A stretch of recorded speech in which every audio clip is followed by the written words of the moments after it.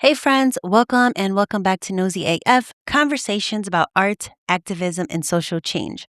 I'm your host and friend, Stephanie Graham, and it's August, it's Black Business Month, and these next 31 days, we have been hanging out with the Black business owner that we think you should know every single day of the month. So today's guest once explained building an investment portfolio by comparing it to building a wig.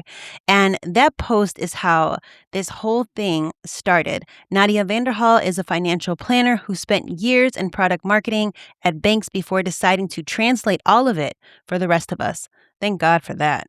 She calls herself the girl in the finance bro lane, and I am so excited to introduce Nadia to you. But as always, we have to play our loving theme song, and then we're going to get into our conversation with Nadia Vanderhall. Gotta get up, tell the whole world you a winner. Vision of a star with a mission and a cause. What you doing, how you doing, what you doing, and who you are. Flex yourself, impress yourself. Check yourself, don't wreck yourself. If you know me, then you know that I be knowing what's up. Hey, Stephanie Graham is nosy as Nadia, welcome to Nosy AF. Thank you for having me. I think you are really doing the Lord's work, teaching us all about how to get our money together. Because why is money so hard? Money, it can seem hard, especially in an economy like this, because when we're recording this, inflation just hit 4.2. If you see someone says this inflation rate is 4.2, that means that's how much more things have gone up in around space. So if you think money is hard, it's most of the time due to the fact that people are earning less and things are costing more. But then also too, our origin story when it comes to money can make money hard to concept as well as to keep per se. So And systematic things too. you often say that you're the girl in the finance bro lane. I am. What does that mean to you, and why is it so important to carve out your own space in this industry? Is it the financial industry? Is that the right Yeah, industry? Okay. yeah, yeah. So I started off working in financial services and got in the lay of the land while my money was disappearing from my hand, meaning I was fumbling my own money before I started talking about money. And I think one of the things that I learned in financial services is how products are not positioned for certain people. And I started asking the hard questions. And what that means to me is that, like what you just asked, is that why is money so hard? Why can't I find money to save? Why can't I budget? And having a different voice to hearing talking heads that say, "Oh, you need to save $500 a month or you need to do this." People can't find the $500. So if you don't have someone who speaks your language, most of the time, if you don't have a Google translator or Apple translator to translate stuff for you, that it's going to be hard for you to see and know what it can be. So I think it's important because I needed that eons ago. My parents taught me about money within the concept of money that they had. That is a key thing, is that my parents did the best with what they got, in their Mariah Carey thing, but the way that they showed me how to budget was not how I had to budget when I was on my own because of all the little, elements, but to land the plane, the reason why it's so important is because women are oftentimes left out when it comes to talking about money. They oftentimes are those who don't make enough money, and then when it comes to my skin, that again, I left out those conversations, but if people see that money can be within their wallet, what they have, they can see that wealth and things are possible, and hope to be that person that not only helps translate, but also see is how things can become tactical and show up in the way that they want. Are we doomed if we don't save? I guess I'm sort of coming from the sense of Get it. I get it. yeah, I think I'm coming from the sense of in the film industry, it's been Mhm. so taxing with Mhm. all the layoffs and, everybody's being laid off. I know a piece of your story is being laid off. Yeah. And I know folks are trying to hurry up with this inflation and everything going on. How are we going to still be millionaires? Is this Are we going crazy? Is this possible? Is this a ridiculous question? I heard this was question. I laugh because I see, reels and short form content, and one of the things that made me, laugh recently was someone's going to a refrigerator and the refrigerator wouldn't open, and it said it in the sense of that it's a subscription.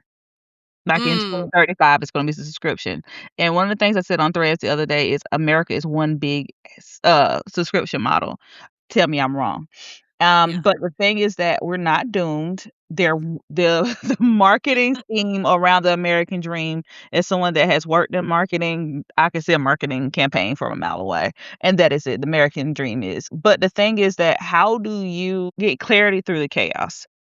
Is that what we tend to focus on and finding the small ways to do certain things? Yes, we still have capacity to be millionaires, but our pathway and roadmap is gonna look a lot different than what some people's highlight reel will show. So it's just being able to see the hard, but picking your hard. So what is gonna be the pick your hard, meaning I'm just gonna have to say, I just can't. I just can't do it, to, okay, how can I do it? Can I pay off all my credit cards today? No. Can I make an interest payment towards anything because I'm able to go through my budget and find some money? Yes. It's like not only picking your heart, but positioning and pivoting your heart. So, I mean, yeah, it can seem like we all do because sometimes I feel that way that we are. But how do you find prosperity within the doom? And maybe it's not going to look as what we thought about when we were 3 years old, but how can we still find comfort and freedom within our own capacity? Okay. Yeah, taking a little bit at a time, I guess. Mhm. It is Yeah, that. It's yeah, always that, being also repositioning that little at a time. yeah. When you Mhm. said you worked in financial services, what does that mean exactly? Like, were you like a Uh, bank teller, a financial planner? I worked in, product marketing. So all the products that you will see from small business banking, like the checking and saving and Oh, annuities, cool. so I did the marketing for all of those. Oh, that's so interesting. So I I didn't would even know that was a job. yeah. So if you see where you get things in the mail, about a credit card or anything like that, the concept around it, the design, the banners that you see on social media, stuff like that, yeah. Oh, cool. So it's Mhm. like sort of creative too, It or is. very creative. Yeah. It is, and there was a lot of rage against the machine moments that I had depending on the company and the capacity I was working, because I would say, "This product doesn't really fit what people think about when it comes to checking or people look for when it comes to their checking account," and that made me, as I was working in those products day to day, learning about different elements of it, saying, "Hey, on Facebook. This if you have a savings account that's giving 0.01%, that's half of a penny that you're getting on the quarter of the year. Versus if you put it in a high yield savings account, you're gonna get more money. So it was me working in those products and being able to reposition people to learn about those products. And it kind of just kept going to me creating content to now me creating a company. So yeah. Wow. And so at what point were you like, okay, I need to teach other people this? When I made a Facebook post talking about how to see, building your, investment portfolio, like building a wig. Right. Yes. Which we'll put that video in the show notes. Very, very smart. And I was like, oh, yeah, that makes sense. Yeah, so building a wig, and I think, the wig is I repurposed that because that was the first Facebook post that I made, was around that, and I was like, "How can I reimage that?" Because right now people are asking questions, and that's how I did it, and another way that I do it now in the same way is saying, "Hey, if you want to invest, think of it like going to TJ Maxx, thinking about how you wanna buy the products and things within your dilly dally and making the dollars hit." But it's me taking those concepts came from being creative in a space that is regulatory and showing people how to help regulate their nervous system through their money. Yeah. But your first time doing this was to put yourself on camera. Like, what was that like? During the pandemic, I, started off doing content, just posting, and then I just noticed that a lot of stuff was going video, and I did not like that. Yeah. I fought against that a lot, and now that's my medium of choice when it comes to talking about money. So it's just like me picking my heart. Is it gonna be me just still doing carousels and hoping they hit, or me reaching more people with video? Because most people will sit there and watch a video and oh, okay, save and then go. But I mean, carousels still do good, but I think that me people able to hear my voice, hear my enunciations, hear my puns. I love to use puns and wordplay. That they're able to grasp it a little bit better too. Yeah, it just made me think, like, I know, like, like, usually, like, in my show, I talk to, like, so many artists, and all behind the Mhm. scenes, we're talking about, like, oh, now we have to be, like, content creators on top of our practice, and so it's like, I feel like you, like, are Yeah. helping people and making content. It's like, oh my gosh. Yeah, and the question that I had to ask myself, and funny that you should say that, Stephanie, is that this morning I had to ask myself, are you an influencer content creator or heavy on the or? Yeah. I'm Southern. That or country. That are you a business owner who's also a thought leader who creates education content? It's about doing that whole repackaging on yeah, you talk and educate, but you don't necessarily have to be in that lane. And owning the lane that you're in is that you see like now that you have to have all these different hats. So how do I reposition the hat? Like, is it going to be tilted like Ti, or is it going to be serious? It's like Steve. So it's just that's the thing. It's like, do I have to do all this? And then how my reach has gone in different capacities, it was worth it. And I remember the times where you had to do reels in 30 seconds, and now I don't know how to stop. But Yeah. it gets tough because you're like, "Do I have to?" Sometimes, yeah. Yeah, I feel like our people, Black folks, eat up video content. I mean, we just love it. Anytime I hear people being like, "Oh, no, you don't have to leave," I'm like, I don't know about that." I don't know about that, friend. I don't know Yeah. about that. We do it so well because we're able to tell the story and able to connect and able to understand what people are going through that's viewing it. So I love us. Yeah, I love us too, and I have to even ask, just how do you even come up with your analogies? I mean, just now even making your TI reference and the TJ Maxx, like, how do you is this like where does this come from? Just the way God made you? I love it. I'm not wired too tight. Um, I laugh at dark humor. So I'll tell you that. So that is probably why is that I just think quick and but the thing I had to take it back to what you were asking, how do I feel about doing video content? I Yeah, had to trust myself along the way okay. and understanding what my voice sounds like. And sometimes it's like, well, I said the TI reference. If I would have been like 5, 6 years ago, I wouldn't have said that. Yeah. Now, because if I said it, you understood what I meant because I know who I'm talking to. Yes, yes. Yeah. It's funny, one of my, mentors in film, he's always like after a film job ends, he's always like, "Let me walk back to the corner," meaning he's, like, back for hire, and he's always, like, relating stuff to, like, this pimp, prostitute sort of analogy, but it's like every time he says it, I immediately You know know, and you what he's see it talking too. about, You vision, even you see if the visual. yeah, no experience in that area, no shade to those who do, but all the references he makes, I'm like, "Oh, yeah, I get it." He's like, "I gotta get picked up by another John." It's like he Mhm, needs to get hired, walk into the mhm. corner. It's like, yeah, and then he has me saying it too now. So, I imagine that there are, Nadia fans out there that are making references Yeah, like you now. yeah, they are. So what now I see now that the people there's some people say life is life and math is not mathing, Yeah, and that is one of the things is that I love to say is like, stop saying that things are hard, but it's not hard for you to have an Amazon cart that sit there for 30 days and you don't use it. Or yeah, you download a budgeting app and you don't use it, so you technically waste some money that you supposed to be saving money. So it's like you just the certain wordplay and stuff, yeah, yeah, yeah. I Cause love it. oh, like my group chat of friends, someone said recession indicator in Nadia voice yesterday when I was doing something and I hollered. 'Cause I do say recession indicator. Everything's a recession indicator, so yeah. So, yeah, my friends reference me as well as certain people in my comments or in my DMs will say something that I say, and I'll holler. Yeah. What's the most common money myth you find yourself correcting?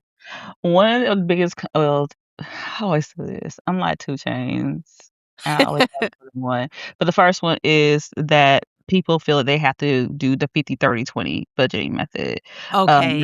ratio, and I'm like, 50% supposed to go to housing, but housing is eating up your budget, so how can it be 50%? So Yeah. it's retooling to understanding and seeing how budgeting is more so understanding the factual of how much your life costs versus the I figure, I think, the figure out or yeah, feeling of this is how much things cost. Because 50/30/20 sound cool back in 2006 when Elizabeth Warren came up with it, as someone that graduated college during that time and now seeing things get the same, that now that I see how people budget, you can't budget that way. If you can, peace to you, but if you can't, if you're trying to piecemeal your budget together, and that's what makes people get caught up is that they're budgeting off a ratio, not versus budgeting off of the reality of how much their life costs. Yeah. That is a big one that I see a lot. Jeez. And how do you feel with the whole birthday dinner trend? You know, where are you at with that? Oh, so many ways. The birthday dinner trend blew up so much that now Apple and Siri have it where you can split the bill now. I don't know. But the Oh, wow. birthday yeah, I saw that. I was like, "Oh, that's fancy." Wow. But what if somebody doesn't have anyway? Yeah. The birthday dinner trend, uh, it depends on the which one that I've seen one to say, "Oh, everybody's supposed to chip in," but when we come to having that split happen, everybody forget what they had. Yeah. Everybody forgets what they had, and then nobody walked in looking at the menu. I'm such a millennial. Looking at the menu, looking to see how much it costs and cost comparing it to what I got, but they wanna just da da da. No, I think having a plan before you go out and party is the key, but yeah, seeing that blow up and become viral is hilarious, and every time I see it and then the fallout that happens after it, fallouts usually happen when people have birthday parties or go to Miami with their friends. It's tough out here. It is tough, but it's just understanding that if I go to a dinner, I know what I have, but the thing that also pain points me is that people want you the birthday or want the person that's the birthday to pay for stuff. I never understood that. Yeah. Yeah. I know. I've gotten in the habit now of just sort of asking like what the plan is. For my birthday, I ended up like paying for everybody, but that's just something I had saved up and wanted to do as like a thank you. Yeah. See, that's Um, cool. That's cool. yeah, and but I've been in like situations where people are like, "Oh, just cash at me money because I want to pay with my like credit card points and all this," and it's just like, no, like I have a credit card, like it's like it's all these different things that aren't thought about. Mm-mm. That just makes going out to dinner A so pain. terrible. Yeah. It makes it a pain. You're supposed to be partying or being happy, but I gotta add this pain point is that we got to have a chat before we go into making reservations on who's doing what, how things are going, and then the one friend that will forget the plan that we had that this is who you're supposed to do. Oh no, I changed my no friend. It's so Yeah. chaotic. It can be so chaotic. Yeah. It's terrible. It is. Even talking to you, I'm like, "Oh, I probably should change my language." I've said stuff, "We're doomed." I said things are terrible. It's That's really okay, bad. but no, what you're saying is what a lot of people are feeling, though. Yeah. So while you say, "Oh, it sounds bad," people are feeling that way. I see it every freaking day on social media. Because someone asked me, "How do I come up with stuff?" Social media has been my market research. I learned that as being a marketeer, is that social media gives me everything that I need, the data, decisions, and everything like that, the persona. So what you're saying right now is what people are feeling. Uh I love your idea of the dash, mhm. right? The Mhm. between where you are financially and where you want to be. Mhm. Again, where did this concept come about? I was strolling and I this here we go sounding morbid. But when you hear about someone transitioning away, that you oftentimes hear about the day that they were born, the day that they die, and that what you do in between is what it is. And I don't know what I was listening to, probably a podcast of some sort, and that is when I was like, it's always about the vision board or the goalposts, but what is it from where you are and owning and honing in on where you are and connecting the roadmap to where you wanna be when it comes to your wallet or your wallet Mhm. and your wealth? Because everyone says, "Oh, I wanna save $5,000." Okay, so where you are right now within the wallet that you have. And that's usually what I work through with my clients, and it's showing them a blueprint on where they are right now. What are 3 to 4 goals you have? And what are you doing in this wallet right now to actually build a roadmap to get to the wallet and wealth that you want for later? So I came up with that with just random thinking, and the fact is, and I didn't say this, and I probably should have said it, and it makes sense now, that I have ADHD. And all the time Oh it's my probably god. why it's probably why I didn't stand out in corporate. But that is how I was just randomly thinking, and I heard that person passed, and I heard it was something that someone said, "Oh, about the moments between the day." I'm like, well, what if somebody really noticed and built out a roadmap from where the wallet that they are have now and what their wallet looks like on their vision board. What does money look like to you? What does a regulated nervous system look like to you? You being able to wake up randomly on a Wednesday at whenever you want to. You being able to work at a coffee shop. Okay, so what does it look like for your day to day in the wallet that you have now, and what roadmap and building blocks do we have to build to that? Yeah. So it's like really like building like a full life plan, not this like in It 5 just years stuff. Interestingly enough, that's what financial planning needs to be more of, is life planning. Because say, for instance, you want to go on vacation, just like a goal in a life that you wanna have in the near future. So how are you reverting that back to saying, "Okay, this is how much it would cost for me to go to this place. This is all the things that I need. Okay, so what sinking fund can I create that will match that and build that backwards or reverse engineer it?" So if I know that I need to have $500 by let's just say November. Yeah, November. What does it look like? Where do I need to save? How much do I need to actually to book it? Certain things like that, and then building out my automations from okay, for my budget, I could put $50 per paycheck, $100 per paycheck, high yield savings account. So by the time I get to this date, I have the money to do that, and I won't have to back out of the group chat of saying, "Oh, I can go to this trip or I can go to Act 3. Do you have your money?"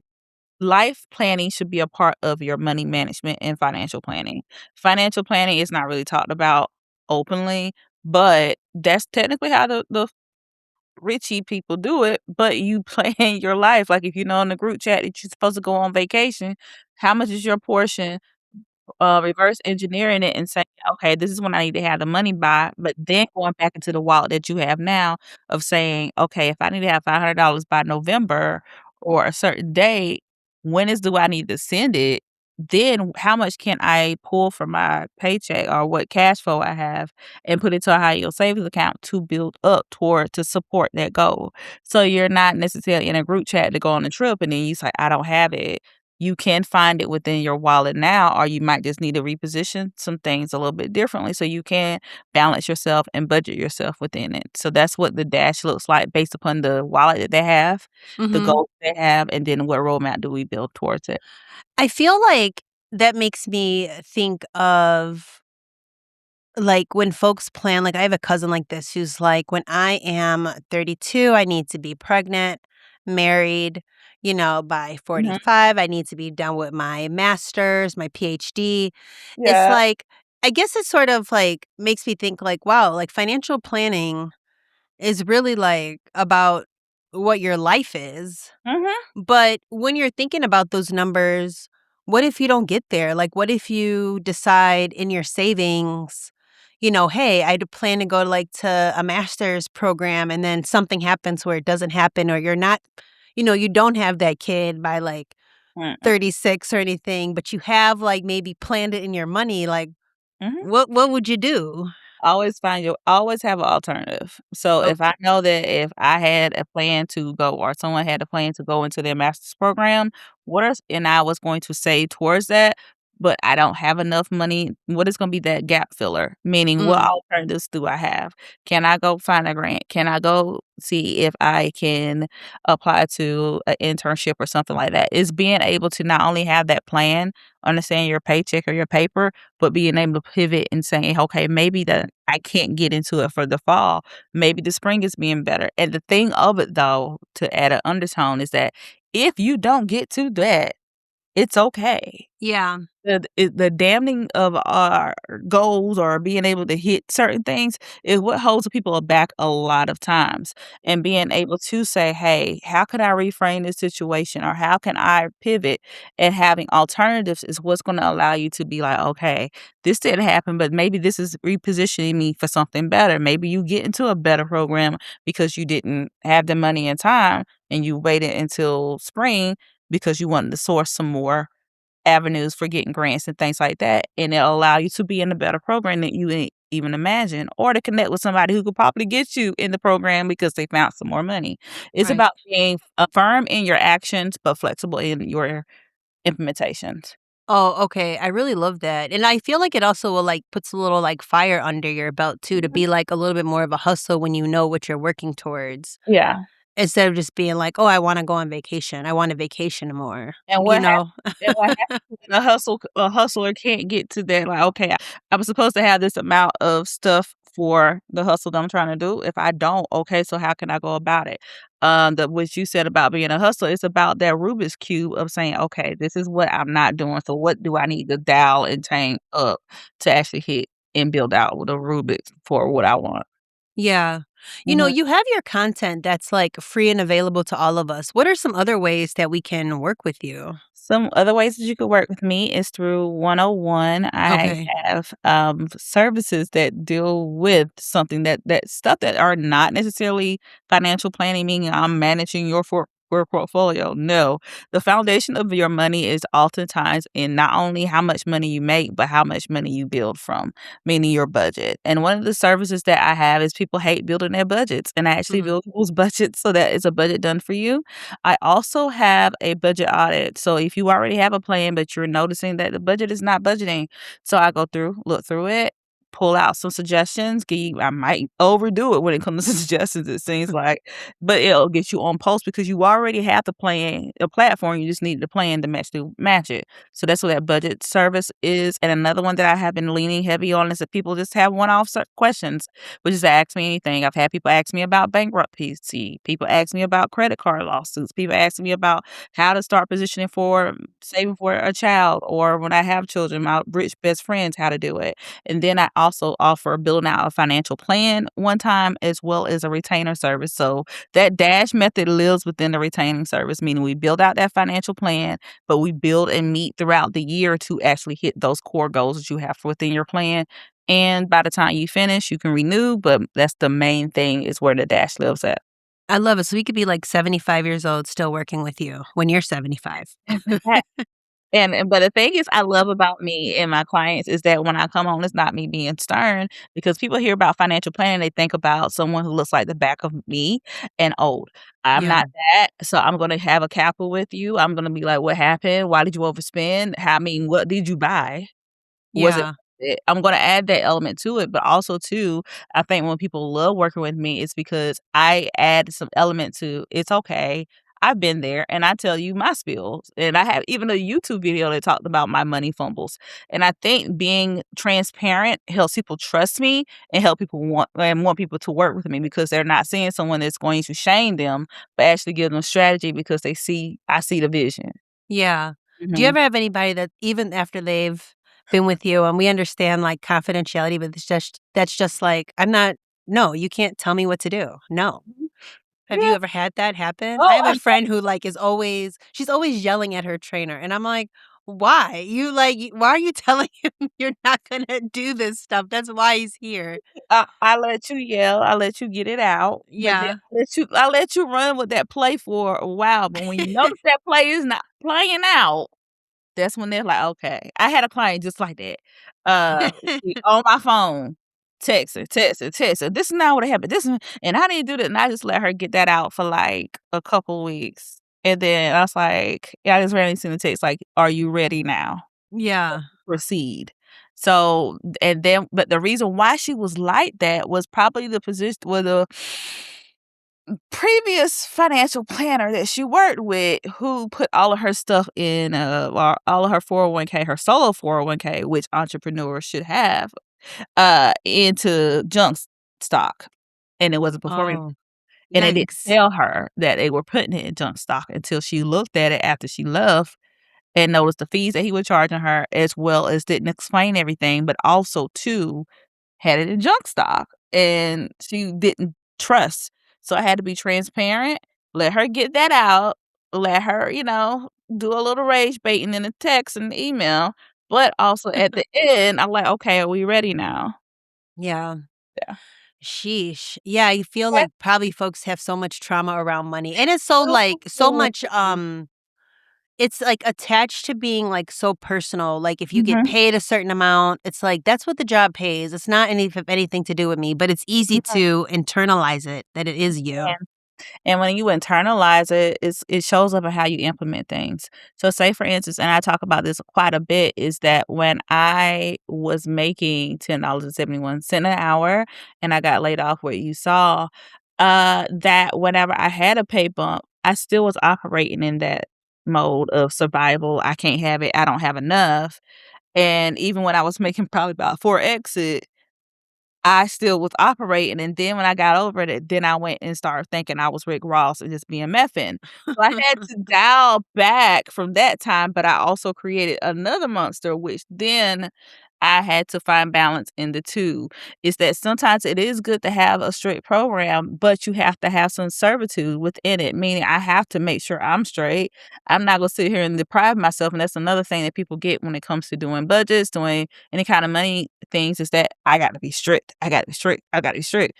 No, if you look at your cash flow and you notice that you got an extra $10, do you have something of a list? I call it treat yourself fund or treat yourself tax, meaning you make a list of things and you say, this is how much it costs.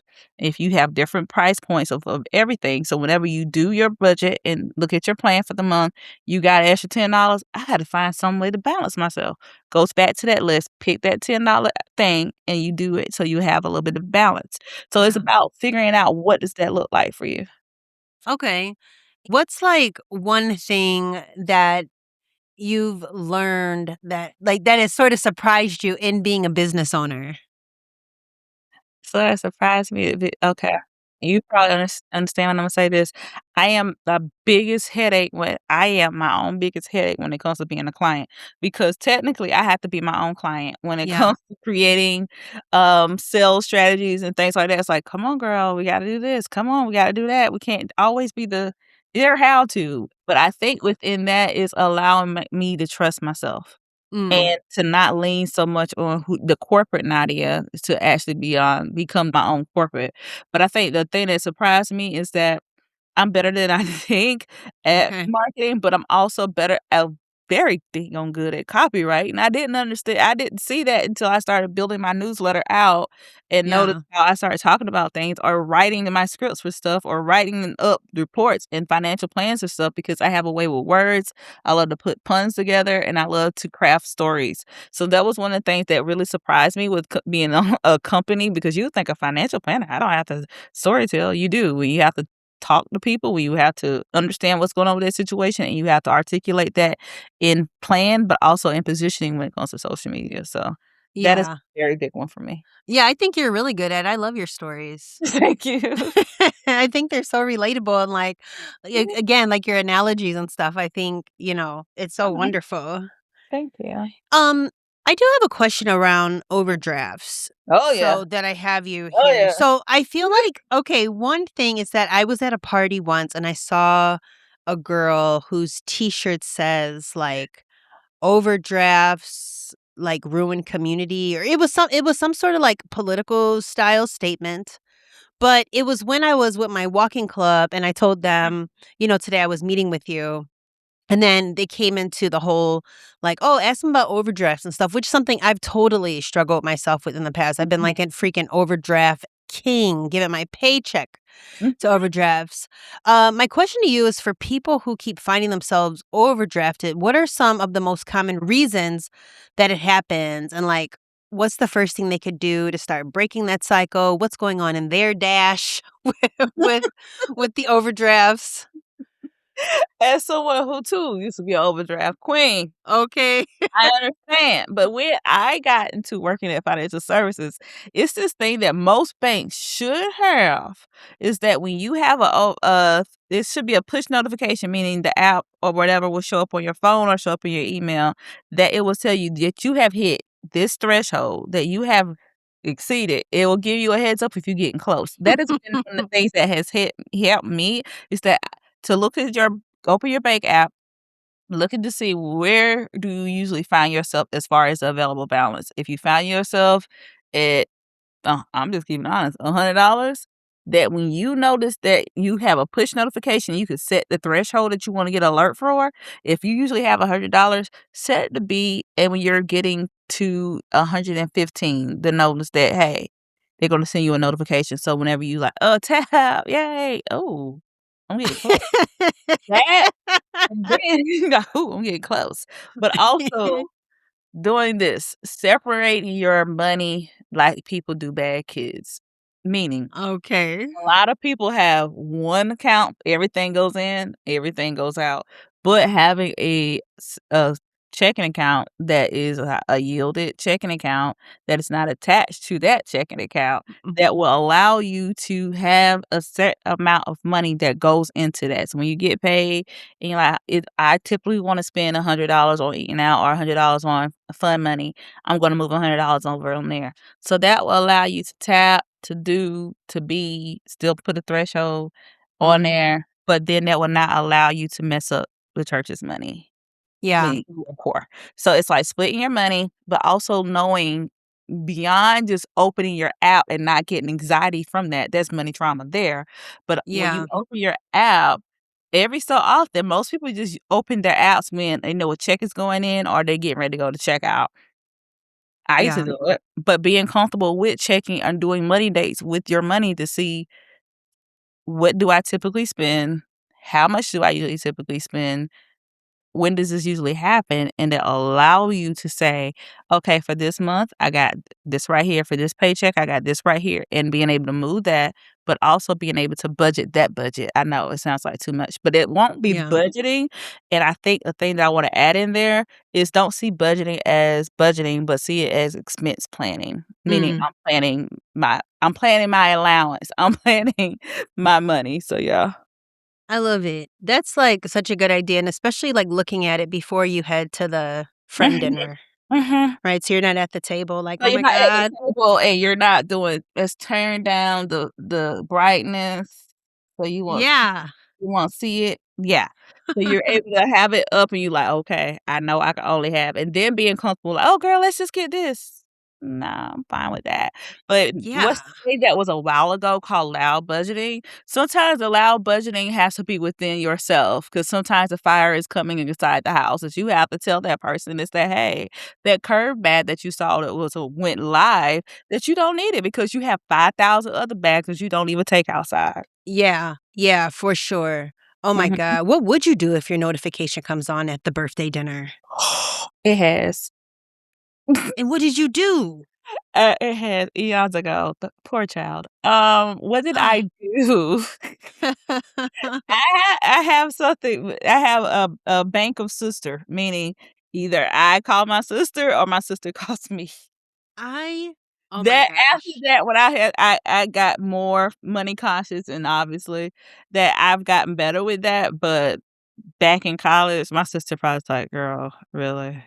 Really?" I But know. it's just like, if you have to find your alternative, like, "Okay, if this happens, this is what I will do," which is why it's keen for you to split your money. So, okay, if you do find Yeah. that you're short in certain account, you can pull from another one, but you don't commingle your money per se. Yeah, don't commingle your money.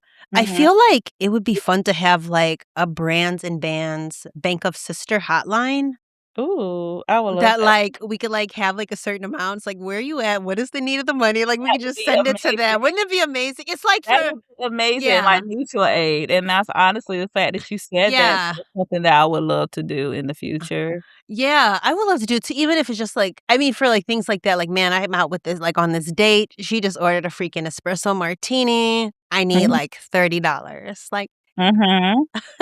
Yep, that would be something cool. That Yeah.